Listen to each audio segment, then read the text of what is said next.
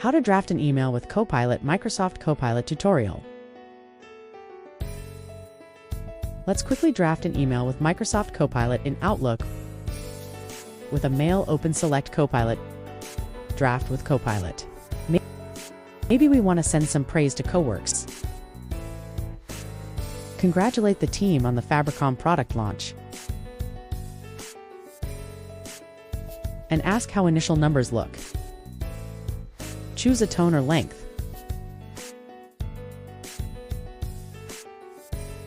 And then we'll generate,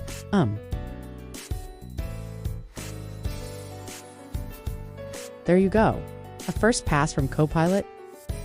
Want to see a different result? Just regenerate and Copilot will come up with another one.